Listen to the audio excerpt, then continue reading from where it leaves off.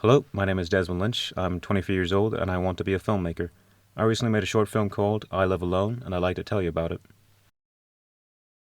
I was watching some YouTube videos one day and came across this comment underneath a video called True Detective, Saddest Montage Ever, which is a short scene from the first season of the show. I often read comments on videos like these as I find them quite interesting. I came across one comment from a guy who talked about being an older man who lived by himself. He gave a brief rundown on his life and how he finds peace and happiness with living alone. I was quite moved by the comment. I kept thinking about it and thought it would make a pretty good monologue, so I went about making it into a short film. I took the comment and basically word for word wrote it up, with minor changes here and there to make it clearer and more interesting to a general audience. Then I went about finding someone to record the monologue. For some reason I kept picturing Sam Elliott's voice reading the monologue. I even looked up online and found you'd actually book Sam Elliott if you had the money and a decent studio behind you. I had neither, so I went for the cheaper options. I ended up hiring a voice actor off of Fiverr.com, a man called John from America. I usually like to use actors in Ireland, where I'm based. It's local and it's better for networking purposes. However, it was a small gig that I wanted done quickly and cheaply, so I decided to use John's services instead of looking about for local options. I reached out to John, had a lovely chat with him, sent him the script and commission the work. He had a recording for me by the next day. Audio was clear and crisp, sounded very smooth. Whole commission only cost me like £50. For the quality and speed he turned it out, I thought that was a great deal. I spent about 2 or 3 hours finding stock footage I could use on Videvo. I had made a previous film using entirely stock footage from the site called Red Dog. That film I was mainly just concerned with the question of, is it possible to create a narrative film using solely stock footage? In the end, I think I succeeded. For this project, though, I was looking for footage visually relevant to the words in the monologue, but with stock footage, you're kind of limited to what you can use. Most footage has this very artificial vibe to it. It's best for corporate stuff, not necessarily a narrative art piece such as this. However, the footage I used I think was very good. It all looked very pretty, visually stimulating and relevant, which was mainly what I was going for. In the end, I think I did well with the visual stuff I had available. Sound proved to be an essential part of the film, held the entire thing together like it seems to do in most of my projects. I create these very interesting sound edits from time to time. I have local actors send me monologues, poems, anything really, and I edit them together with sound effects and music.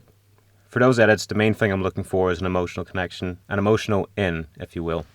I will accept the most poor quality sound files you can imagine, MP3s, WAVs, M4As, etc. Mainly because I'm interested in seeing if I'm able to make something good quality with poor materials, and I've made good work with audio files that are just poor quality in general. However, the content of those files, the words, the performance, if I don't have an interest in the content, I don't bother making it.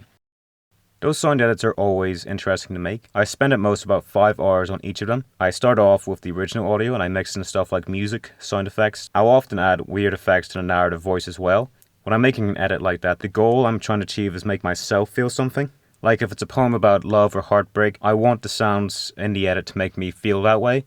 If it's a monologue about despair, I want the sounds to create that sense of despair. If I can't make myself feel the intended expression, the audience sure as hell won't. With this current project, I thought the audio I commissioned was pretty solid. I couldn't give that much direction or instruction due to things such as time zone issues, communication, and money stuff.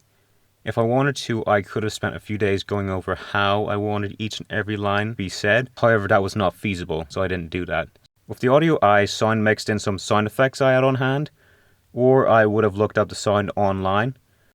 Some sound helped with creating atmosphere, stuff like the football game, or the train, or the bar. It also helped with transitions as well. Sound design wise, it's not the most complex thing I've ever edited, and that was intentional. I'm trying not to go too crazy with stuff like I usually do. With this project I was going for the less is more approach, and the only issue I found in completion was that I may have used too much. I think a few moments of silence would have done some good, but it's a short project and there's only so much you can do or can't do.